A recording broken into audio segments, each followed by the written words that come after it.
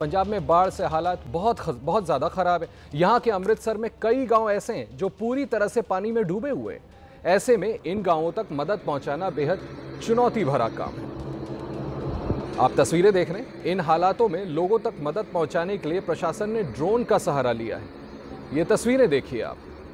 जिन गाँव का संपर्क पूरी तरह टूट गया है वहाँ ड्रोन की मदद से राहत सामग्री पहुँचाई जा रही है। ड्रोन के जरिए खाने पीने का सामान लोगों तक पहुंचाया जा रहा है, क्योंकि यूं तो आप पानी में उतरकर उन तक ये राहत सामग्री नहीं पहुंचा सकते, इसलिए ड्रोन के जरिए उन तक खाने पीने का सामान पहुंचाया जा रहा है। पंजाब के कपूरथला में भी बाढ़ से बुरा हालत है। एबीपी न्यूज संवाददाता बलराम पांडे की एक ग्राउंड रिपोर्ट आपको दिखाते हैं, जिससे आप लोगों को अंदाजा हो जाएगा कि हालत वहां कितनी खराब है।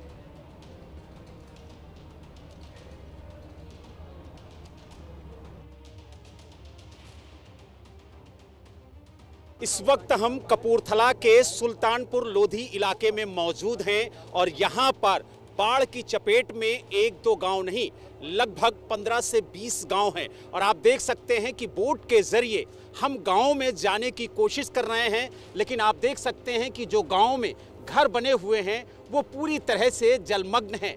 गांव का संपर्क पूरी तरह से टूट चुका है और जो खेत खलिहान हैं वो झील में तब्दील हो गए हैं। जहां तक आपकी नजर जाएगी वहां तक सिर्फ आपको पानी ही पानी नजर आएगा। यहां पर 1-2 किलोमीटर नहीं बल्कि कई किलोमीटर तक जो खेत खलिहान हैं वो झील में तब्दील हो चुके हैं। और इन गांवों का, जो गांव आप देख रहे हैं, इन गांवों का संपर्क पूरी तरह से टूट गया है। और जो स्थानीय लोग हैं वो भी आप देख सकते हैं कि बोट के जरिए गांव का निरीक्षण कर रहे हैं और जानने की कोशिश कर रहे हैं कि आखिरकार गांव में जो हालात हैं वो किस तरह के हैं। ये जो तस्वीरें देखने को मिल रही हैं बड़ी भयावह हैं और बहुत कुछ बयां कर रही हैं। इसमें बहुत लोगों का नुकसान हुआ है, लोगों का माल का, लोगों का दाना तूड़ी जो भी सब खत्म हो गया। आप देखिए ये गन्ने के खेत हैं लेकिन पूरी तरह से डूब चुके हैं। और अगर कोई सामान इन गांव के लोगों को लेने जाना है तो उन्हें कश्ती का सहारा चाहिए या फिर बोट का। और आप देख सकते हैं गांव के लोग जो खाद्य सामग्री है वो भी लेने के लिए कश्ती से जाते हैं। और ये जो तस्वीरें हैं वो खुद ब खुद बयां कर रही हैं कि किस तरीके के हालात यहां पर बने हुए हैं। कपूरथला से वीडियो जर्नलिस्ट राजेंद्र सिंह के साथ बलराम पांडे, एबीपी न्यूज। मेरे सहयोगी बलराम पांडे की रिपोर्ट देखी आपने। अब मेरे 3 सहयोगी इन बाढ़ग्रस्त इलाकों से हमारे साथ जुड़ रहे हैं। फजिल्का से हमारे साथ सचिन है, बलराम जुड़ रहे हैं कपूरथला से और मनोज मेरे साथ होंगे अमृतसर से। सबसे पहले मैं चलूंगा फजिल्का, जहां से सचिन कुमार हमारे साथ जुड़ रहे हैं। सचिन, आज कैसे हालात हैं? कल भी आपने वहां की तस्वीरें दिखाई थी, बाढ़ का पानी फैला हुआ था, जो फौजी थे भारतीय सेना के वहां लोगों तक मदद पहुंचा रहे थे। आज की यथास्थिति क्या है वहां?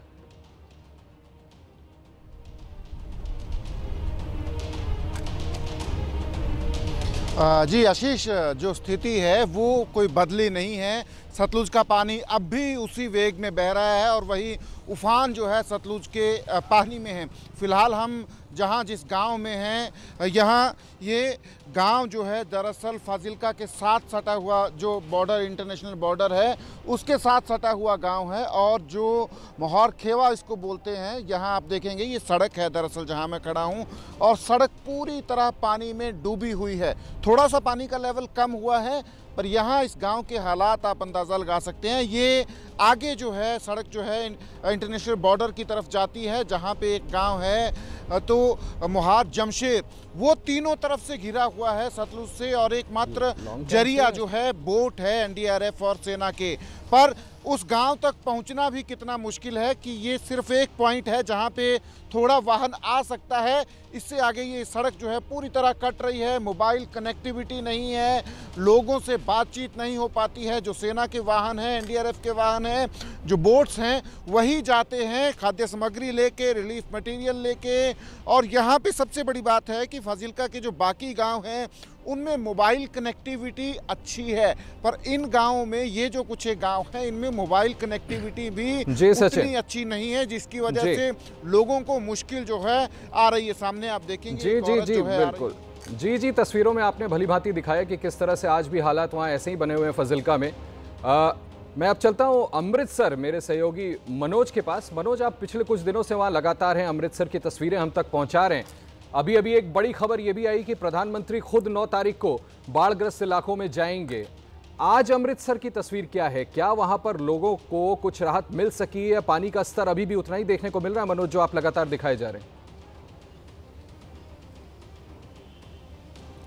जी बिल्कुल, देखिए आशीष, आपको बताना चाहूँगा कि पानी का लेवल कम ज़रूर हुआ है, लेकिन पूरी तरीके से निकला नहीं है पानी। और तस्वीरें मेहरबान सिंह मेरे कैमरामैन आपको दिखाएंगे। ये देख सकते हैं, जो आपको घर यहाँ पर नज़र आएंगे, घर अभी भी यहाँ पर डूबे हुए हैं और घरों के अंदर फिलहाल लोग तो नहीं है। लोगों को बहुत ज़्यादा दिक्कतों और परेशानियों का सामना करना पड़ रहा है। कल हम कुछ ऐसी जगहों पर भी गए थे जहाँ पर पानी घरों से निकल गया है, लेकिन उसके बाद की जो स्थिति थी वो बहुत ज़्यादा ख़राब थी, क्योंकि घर के अंदर बहुत ज़्यादा कीचड़ हो गई है, बहुत ज़्यादा बदबू फैली हुई है, इसके अलावा गंदगी बहुत ज़्यादा हो गई है। तो उससे निपटना भी लोगों के लिए एक बहुत बड़ी चुनौती है। अभी अमृतसर में थोड़ी देर पहले बारिश शुरू हुई है। अगर इसी तरीके से लगातार बारिश दोबारा से होने लगी तो कहीं ना कहीं हालात फिर से बिगड़ सकते हैं, पानी का लेवल फिर से बढ़ सकता है। हाँ, सड़कों से पानी ज़रूर निकल गया है, लेकिन गाँव जो हैं वो अभी भी चपेट में है पानी की, पानी नहीं निकल पाया। और जिस तरीके से अभी थोड़ी देर पहले हमने ड्रोन की तस्वीरें भेजी थी, वो अमृतसर के वो गाँव हैं जहाँ पर सामान नहीं पहुँच पा रहा है, और सामान पहुंचाने के लिए ड्रोन का सहारा लिया जा रहा है, क्योंकि वहां पर ना तो ट्रैक्टर के जरिए जाया जा रहा है, ना ही नाव के जरिए जाया जा रहा है। तो उसके लिए प्रशासन ने ड्रोन का इंतजाम किया है और ड्रोन के जरिए जो सामान है वो लोगों तक पहुंचाया जा रहा है। तो फिलहाल की अगर स्थिति की बात करें तो स्थिति अभी पूरी तरीके से सामान्य होने में समय लगेगा। पानी अभी भी भरा हुआ है और अगर इसी तरीके से बारिश होती रही तो कहीं ना कहीं हालात और भी बहुत ज़्यादा यहाँ पर बिगड़ सकते हैं। जी मनोज, बहुत बहुत शुक्रिया, आपने वहाँ से तस्वीरें दिखाई। अब मैं ले चलता हूँ अपने दर्शकों को सीधे बलराम पांडे के पास, कपूरथला। बलराम, पंजाब एक प्रोग्रेसिव स्टेट है, किसान बाहुल स्टेट है। यहाँ पर जिस तरह से बाढ़ की तस्वीरें आप लगातार दिखा रहे हैं और हम बार बार देख रहे हैं कि वहाँ के लोगों को कितनी परेशानियाँ हो रही हैं, खेत के खेत भी पानी में डूब गए हैं। आज की तस्वीर वहाँ की हालिया क्या बयान कर रही है, आप प्लीज़ दिखाएं हमारे दर्शकों को। देखिए आशीष, आपको बता दें कि ये कपूरथला का जो सुल्तानपुरी लोधी इलाका है वो है, और आप देख सकते हैं कि यहाँ पर किस तरीके के हालात है। जहाँ तक आपकी नज़र जाएगी सिर्फ आपको पानी ही पानी नज़र आएगा। कई खेत खलिहान डूब चुके हैं और झील में तब्दील हो गए हैं। लगभग 15 से 20 गांव पूरी तरह से बाढ़ की चपेट में हैं और उनसे जो संपर्क है वो पूरी तरह से टूट गया है, क्योंकि जो संपर्क मार्ग हैं वो पानी में डूब चुके हैं और अब कश्तियों और नाव के सहारे ही गांव में जाया जा रहा है। जो राहत सामग्री है वो नाव के जरिए पहुंचाई जा रही है, क्योंकि जो लोग गांव में रह रहे हैं वो अपने घर को छोड़ने के लिए तैयार नहीं है। हालांकि थोड़ा बहुत जो वाटर लेवल है वो कम हुआ है, लेकिन हालात अभी जस के तस हैं। अभी भी घरों में पानी भरा हुआ है, गांव पूरी तरह से जलमग्न है और जो उनकी कनेक्टिविटी है वो पूरी तरह से खत्म हो चुकी है। और यही वजह है कि जो यहाँ की समाज सेवी संस्थाएं हैं, जो गुरुद्वारे हैं, उनके लोग यहाँ पर राहत सामग्री पहुँचाते हुए नजर आ रहे हैं। कुछ दिन पहले ही आम आदमी पार्टी के जो राष्ट्रीय संयोजक हैं अरविंद केजरीवाल, वो भी सरकार के साथ यहाँ का दौरा करने आए थे। यहाँ के पीड़ित लोगों से उन्होंने मुलाकात की थी और हर संभव मदद का आश्वासन दिया था। लेकिन जिस तरीके के हालात यहाँ पर हैं उससे देखकर ये कहा जा सकता है कि अभी फिलहाल 2-4 दिनों में हालात सुधरने वाले नहीं हैं, क्योंकि जिस तरीके से पूरा इलाका जलमग्न हो चुका है। और आप देख सकते हैं कि जो तस्वीरें आप कुछ नज़र आ रही होंगी उसमें गांव के गांव आपको डूबे हुए नजर आएंगे। उनसे पूरी तरह से जो संपर्क है वो खत्म हो चुका है। और आप देख सकते हैं कि जिस रोड पे हम खड़े हैं वो रोड आगे चल करके पानी में डूब चुकी है और लगभग 2 किलोमीटर तक पानी में ही ये सड़क डूबी हुई है। पूरा संपर्क खत्म हो चुका है। और आप देख सकते हैं जो बोट है, जो नाव है, वो आपको नजर आ रही होगी, क्योंकि इन्हीं बोट और नाव के जरिए ही गांव में राहत सामग्री पहुंचाई जा रही है। अगर किसी को एक माचिस भी खरीदने जाना है तो वो लगभग 2 किलोमीटर का सफर पानी में तय करके बाहर आएगा, उसके बाद कोई सामान लेकर के अंदर जाएगा। और अगर किसी की तबीयत खराब होती है तो उसे बहुत ज़्यादा दिक्कत होगी, क्योंकि ना तो वहाँ पर हॉस्पिटल की कोई सुविधा है और ना ही कोई कनेक्टिविटी है। सिर्फ एक नाव का सहारा है जिसके सहारे आप बाहर आ सकते हैं और उसके बाद सड़क मार्ग से आप हॉस्पिटल पहुँच सकते हैं। तो यानी हालात बहुत ज़्यादा खराब हैं। लेकिन जिस तरीके से प्रधानमंत्री का दौरा होने वाला है जी, 9 मार्च को, जी। माफ कीजिएगा 9 सितंबर को, उसको लेकर के यहाँ के जो लोग हैं वो कुछ राहत की सांस ले रहे हैं और उम्मीद जता रहे हैं कि प्रधानमंत्री जब पंजाब। जी बिल्कुल बलराम, आपने तस्वीरें दिखाई वहां से। मैं आप तीनों का शुक्रिया करना चाहता हूं, सचिन, बलराम, मनोज। इनफैक्ट आप लोगों के एफर्ट्स भी अप्रिशिएट किए जाने चाहिए, तमाम पत्रकार जो इन परिस्थितियों में पहुंच करके वहां की तस्वीरें हम तक पहुंचा रहे हैं। और आपने ठीक कहा, प्रधानमंत्री नरेंद्र मोदी अब पंजाब का दौरा करने वाले हैं, तो संभव है लोगों तक और राहत पहुंचे। आगे बढ़ता हूं मैं खबरों में, पंजाब की ही बात करते हैं। पंजाब में बाढ़ से तबाही का दौर जारी है। पंजाब के 23 जिलों के 1900 से अधिक गांव पिछले 13 दिनों से बाढ़ की चपेट में हैं। भीषण जल प्रहार से कैसे हाहाकार मचा हुआ है, इस ग्राउंड रिपोर्ट में देखें।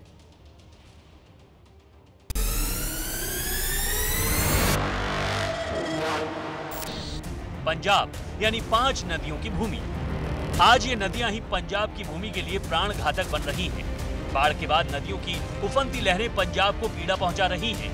लेकिन आपदा की इस घड़ी में भी पंजाब ने अपनी दिलेरी का परिचय दिया है। पंजाब का हर जिला भीषण बाढ़ की मार झेल रहा है। बावजूद इसके पंजाबियों का हौसला टूटा नहीं है। कुदरत के इस कहर के आगे पंजाबी सरेंडर नहीं कर रहे, बल्कि साथ मिलकर लड़ रहे हैं। जहां तक संभव है आपदा का डटकर सामना कर रहे हैं। पंजाब में बाढ़ के हालात का जायजा लेने के लिए एबीपी न्यूज संवाददाता बलराम पांडे लुधियाना के गांव में पहुंचे। यहां सतलुज नदी की लहरों ने रौद्र रूप लिया है। बिजली की रफ्तार से भी तेज दौड़ती नदी की लहरें गांव पर तबाही बनकर टूट रही हैं।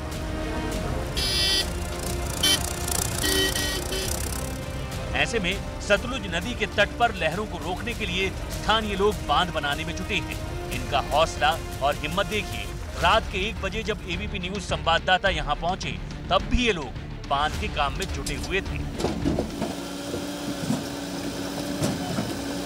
गांव के लोग मिल करके सेना और एनडीआरएफ के साथ एक नया बांध बना रहे हैं ताकि नदी का पानी गांव तक ना पहुंच सके। तार का जाल है वो बनाया गया है और इन जालों में बड़े बड़े बोल्डर रखे जा रहे हैं ताकि अगर नदी का बहाव तेजी के साथ गांव की तरफ बढ़े तो ये बोल्डर पानी के तेज बहाव को रोकें। सतलुज नदी का जलस्तर लगातार बढ़ रहा है, जिससे कई गांवों में भीषण बाढ़ का खतरा बना हुआ है। नदी की लहरें खेत खलियान में प्रलय मचाते हुए गांव की तरफ बढ़ रही हैं। ऐसे में गांव वाले लगातार नदी के तट पर पहरा दे रहे हैं, जलस्तर की निगरानी कर रहे हैं।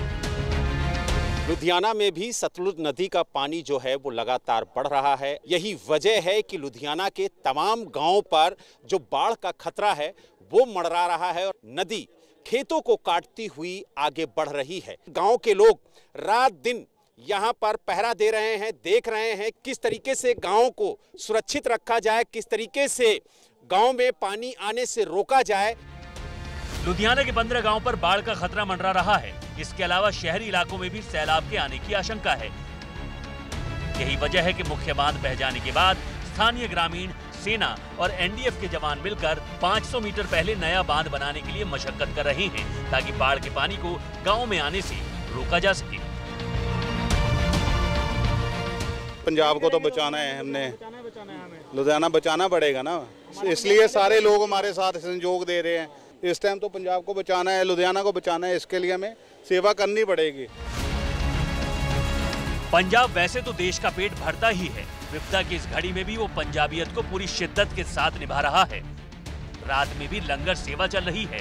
जो युवक बांध के काम में श्रमदान कर रहे हैं, लंगर के जरिए उन्हें खाना और चाय दी जा रही है। गांव और एनडीआरएफ के लोग पूरी रात यहां पर काम कर रहे हैं और उनके लिए आप देख सकते हैं कि किस तरीके से यहां पर लंगर का इंतजाम किया गया है ताकि जो लोग यहां पर श्रमदान देने के लिए आए हैं वो भूखे ना रहें। उनके खाने की भी व्यवस्था यहां पर की गई है। पंजाब के कई जिलों में हालात काफी खराब हैं। 4 सितंबर तक राज्य के 14 जिलों में 43 लोगों की मौत हो चुकी है। अब तक 21,000 से ज्यादा लोगों को सुरक्षित निकाला गया है। 196 राहत कैंप बनाए गए हैं। इसके अलावा 1,72,000 हेक्टेयर खेती की जमीन को नुकसान पहुंचा है। पंजाब में आई सबसे बड़े सैलाबी संकट की हर तस्वीर और खबर देश तक पहुंचाने के लिए एबीपी न्यूज की टीम भी ग्राउंड जीरो पर मौजूद है। ये जो बाढ़ आप देख रहे हैं, इसकी वजह से 7 गांव का जो संपर्क है वो आगे बिल्कुल टूट चुका है और लोगों को ट्रैक्टर के जरिए ही गांव के अंदर जाना पड़ रहा है। और तस्वीरों में आप देख सकते हैं दूर दूर तक आपको सिर्फ सैलाब ही सैलाब नजर आएगा। इसके अलावा यहाँ पर आपको कुछ नहीं दिखेगा। जो फसलें हैं वो बिल्कुल खराब हो चुकी हैं, फसलों में कुछ भी नहीं बचा है। इसके अलावा अगर अंदर घरों की बात करें तो पानी जरूर घरों के अंदर से निकल गया है, लेकिन एक मलबा, एक गारा घरों के अंदर अभी भी जमा हुआ है। एबीपी न्यूज संवाददाता मनोज वर्मा पंजाब के गुरदासपुर में एक गांव पहुंचे। ये गांव भारत पाकिस्तान बॉर्डर के पास है। बाढ़ की वजह से इस गांव से संपर्क पूरी तरह कट चुका है। यहां पहुंचने का एकमात्र जरिया एनडीआरएफ की बोट बची है। एबीपी न्यूज की टीम एनडीआरएफ की बोट के जरिए गांव पहुंची और हालात का जायजा लिया। इस वक्त हम रावी और उज नदी का जहां संगम हो जाता है वहां पर मौजूद हैं और तस्वीरें आप देखते हैं चारों तरफ आपको यहां पर पानी ही पानी नजर आएगा। जिस तरीके की बाढ़ पंजाब में आई है उससे हालात बहुत ज़्यादा पंजाब में ख़राब हुए हैं, लेकिन जो एजेंसीज़ हैं वो तमाम लगी हुई हैं। एनडीआरएफ की बात करें तो लगातार जिस दिन से बाढ़ आई है एनडीआरएफ की जो टीमें हैं वो लगातार कोशिश कर रही हैं कि किसी तरीके से लोगों को इस जो ख़राब स्थिति हुई है उससे बचाया जा सके।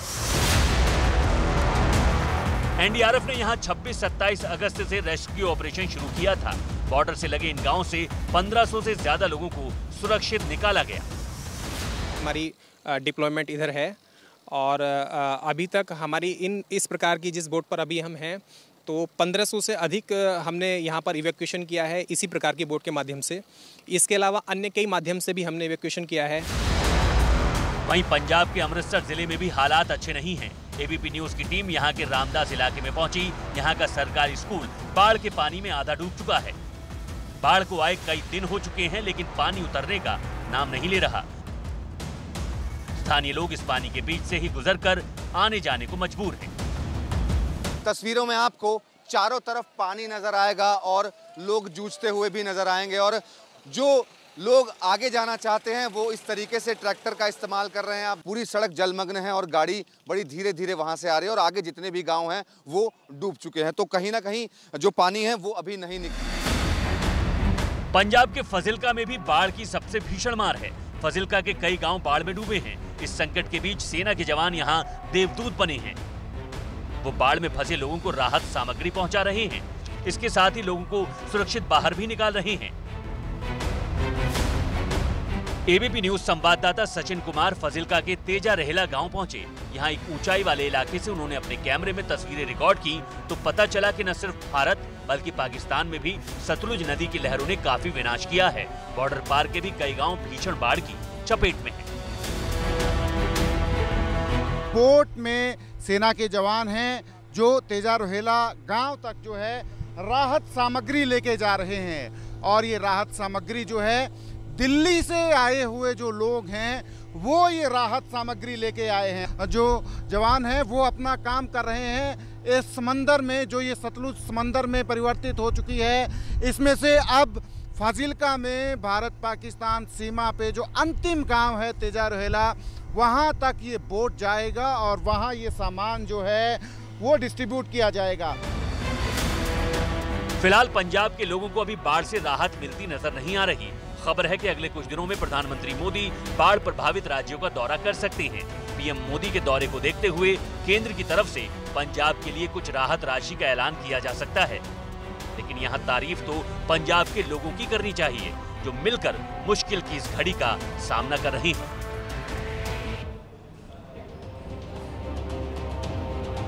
निशब्द ये तस्वीरें देख करके किसी को भी भय होगा। जरा सोचिए आप और हम वहां फंसे होते तो क्या होता। इसलिए हमने कल भी अपील की थी, निकलें, लोगों तक मदद पहुंचाएं। जितने ज़्यादा लोग निकल सकते हैं अभी इन सभी लोगों को हमारे मदद की ज़रूरत है। सिर्फ सरकारों पे नहीं छोड़ना चाहिए, सभी लोगों को निकल करके ऐसे ग्रसित लोगों की मदद करनी चाहिए। आगे